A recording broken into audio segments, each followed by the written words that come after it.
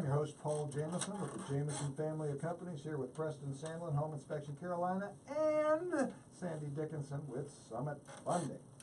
All right, Sandy, real quick, and then we're going to switch over to you, Preston. Okay. Closing costs. The other, we talked about how much to put down in certain scenarios. Closing costs, that gets real sticky. It does. Especially when people use it in reference to mitigating repairs. Yeah, so, and the lenders don't want to know about the repairs, by the way. Yeah, if you send your home inspection to the lender, you just... It's a problem. You're gonna, yeah. They just want the termite report. And even if they ask for it, I don't give it to them. Yeah. So good job. Yeah, say no. Yeah, so you can't roll in closing costs if you're gonna negotiate, like up front, if you negotiate them into the price, just be prepared that if the appraisal comes in low, that you might have to change your scenario. And you can't roll them into the loan. There's only a few instances where you can do that. USDA has a possibility of doing that. VA too, right? Nope. No to VA? Mm-mm. Oh, okay. I didn't know that. Hello. Yeah, that's one of the millions of things I don't know. I thought you could roll your VAs. I didn't know that. So if this incident happened this week where they added $5,000 to the purchase price, and then we gave them $5,000 in closing costs, and it didn't appraise, and we said, sorry.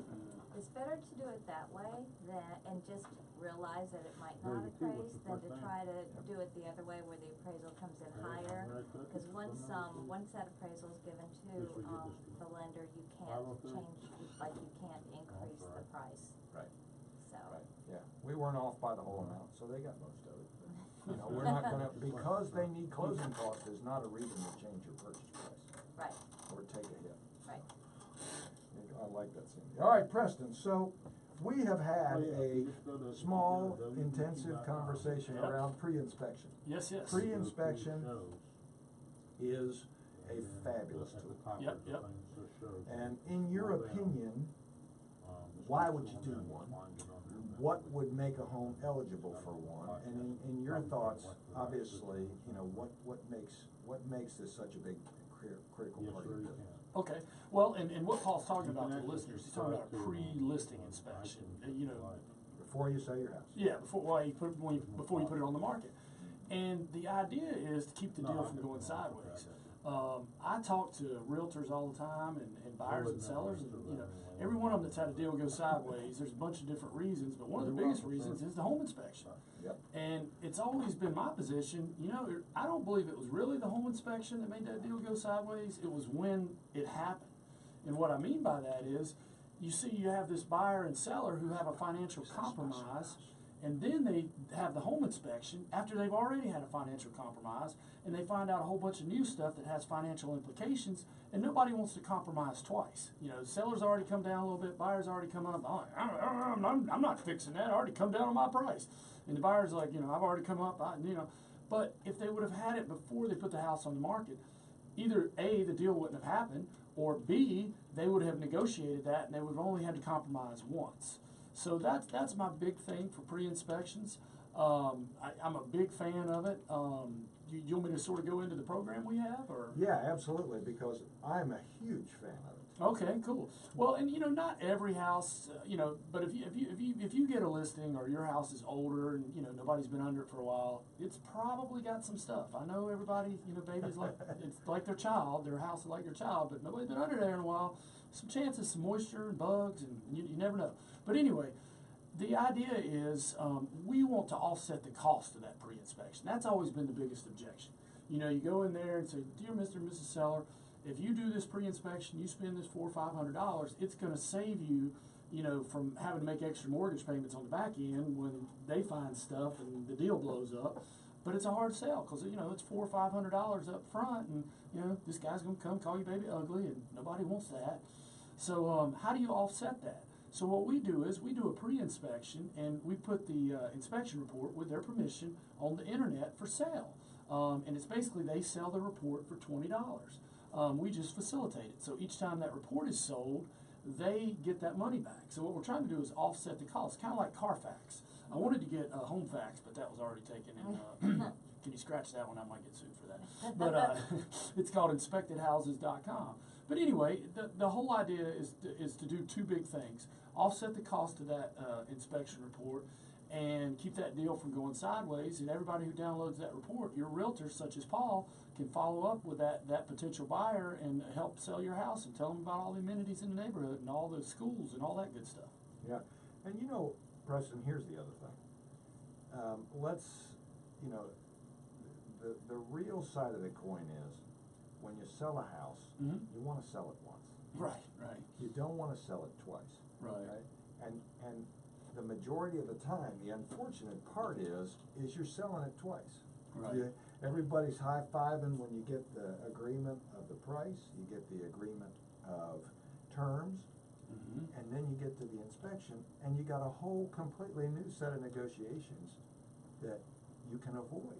Right, right, and sometimes that emotional high has now come down to a wait a minute. And emotional blows. Yeah, like and you know, you don't want them like, hey, you know, that other house we were looking at, you don't want those thoughts to be going through their mind, you know. Right, and you know, I think it's also critical that the agent work very closely with you all to interpret the report, things that are important in the report, and what the report is really for.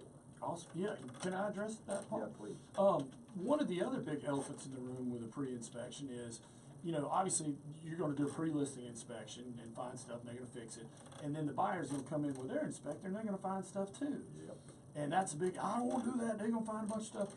We're just talking about deal-killing items. I can go behind any inspector can come behind me and find small stuff. That's going to happen. You know, a loose doorknob, you know, burned out light bulb, that's not going to kill a deal.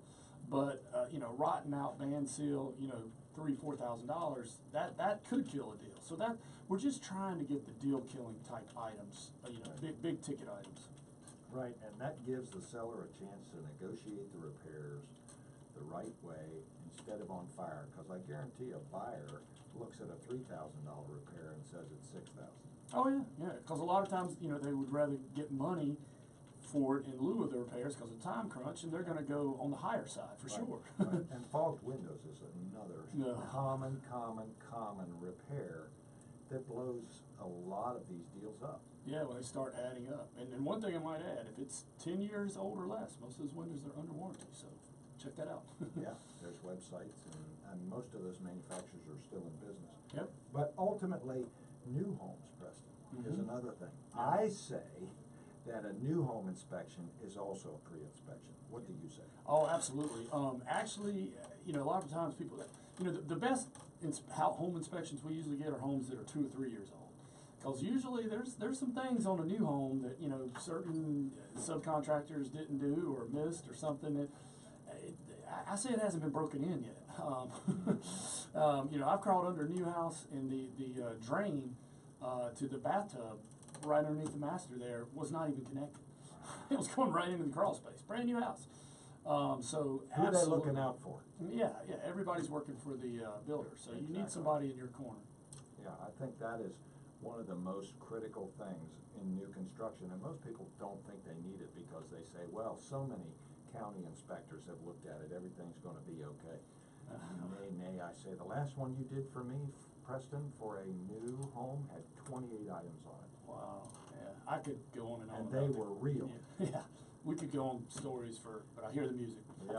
All right, well, he's over here twirling his hands. He is. We'll be back to show you real estate today. Stay with us here on News 1110 99.3 WBT.